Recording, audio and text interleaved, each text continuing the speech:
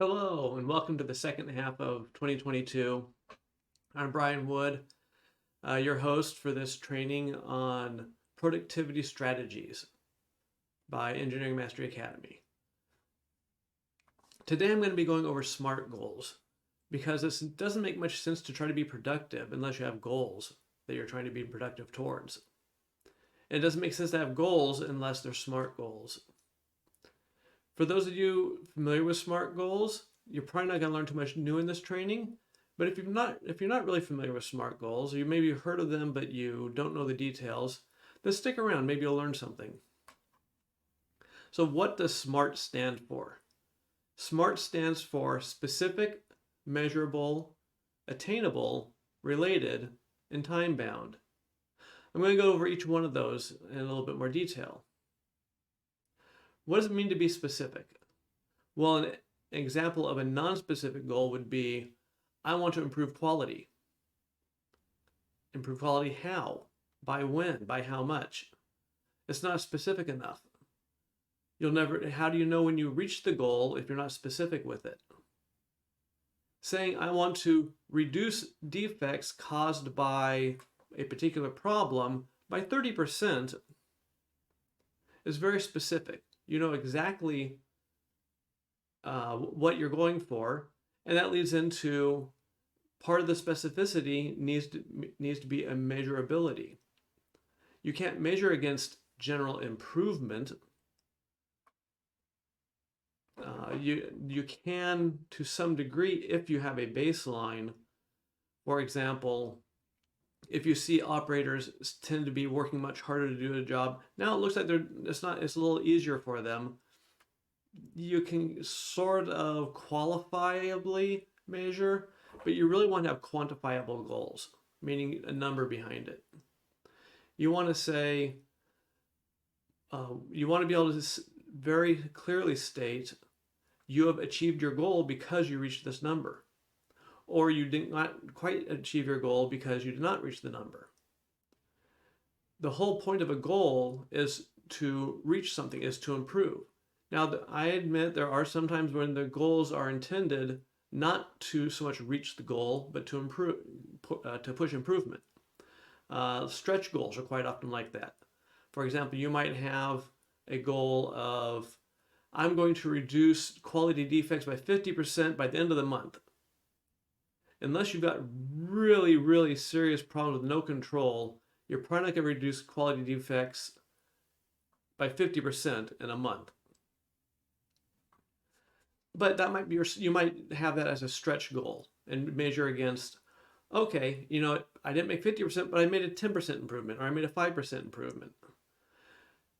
The goal needs to be measurable, and you want to try to reach a specific number, but it's also okay to measure it against a scale. I say digital versus analog. You can have an analog win, saying, hey, I made 80% of the goal. Or you can say digitally, I didn't make the goal, it's a red, I made the goal, it's a green.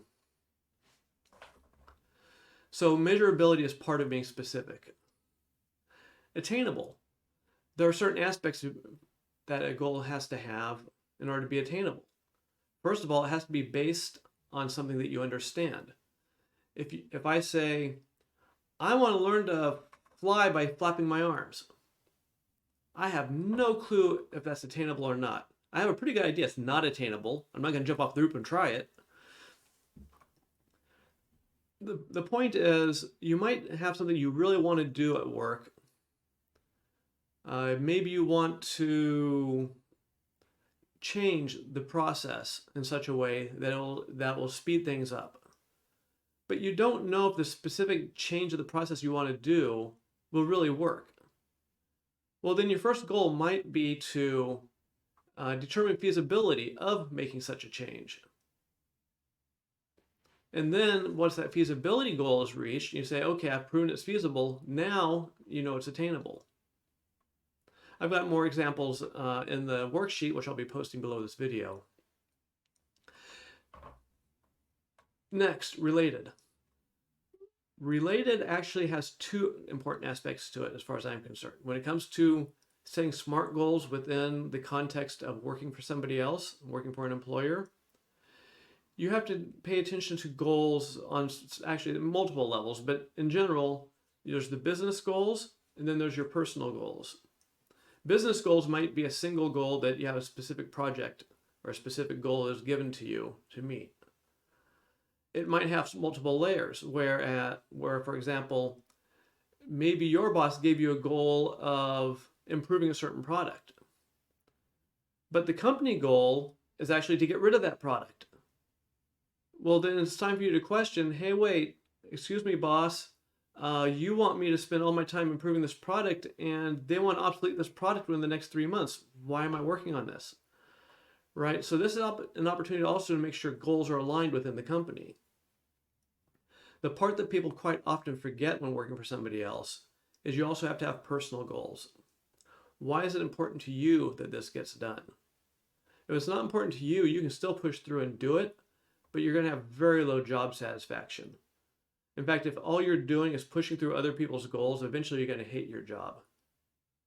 So you need to find out what your motivation is. And if you're in a situation where you need the money, you need the job, there's not a lot of opportunity out there, then you want to try to reset your own mindset, your own frame of mind, and ask yourself, how can I make this valuable to me? Maybe it's that you'll be learning a new skill. Maybe it's that you'll be learning to communicate with people differently. So always try to find a win for yourself in this goal. And the last is time bound. It's been put many different ways. I like what Brendan Burchard says, if it's not on the calendar, it's not real. Meaning, you say you want to accomplish something, you say you want to do something, but if you haven't actually scheduled time to do it, then don't expect it to ever get done. Especially in the situation where you're a manufacturing engineer working for a manufacturing company, you're going to have fires to put out. There's going to be problems on the floor that are going to take precedence over anything else you're doing. When those fires are put out, you're going to be flooded with different emails from different people wanting your time, wanting to do different things. And you're going to also be on different projects which are going to be taking your time. It's very important that if you have a goal that you really want to meet, maybe it's a quarterly goal, maybe it's just a personal goal that you really want to get done to improve something, you need to make sure that you set aside time for it that's very specific. Meaning not, oh, I'm going to work on it for an hour this week, I'm going to work on it for 3 hours this week. Actually go into your calendar, whatever system you're using, and later trainings will go into different calendar systems you can use, but go into your calendar and actually set, okay, Wednesday from 3 to 4, I'm going to spend 1 hour on it, whatever it is. And that will help you to achieve your SMART goal. Now you look in the handout that I have associated with this, and it gives you some more examples and some other detail. But that's what I'm going to share with you today. Before we get into productivity any further with anything else, I want to make sure that you have some SMART goals set up. So go ahead and take a look at that workbook and then start writing down your goals that you want to be more productive on, so that when you get to the other trainings, you actually have something to work forward to and you can get yourself a little win with every training. Until next time, this is Brian Woods signing off. Thank you for joining me.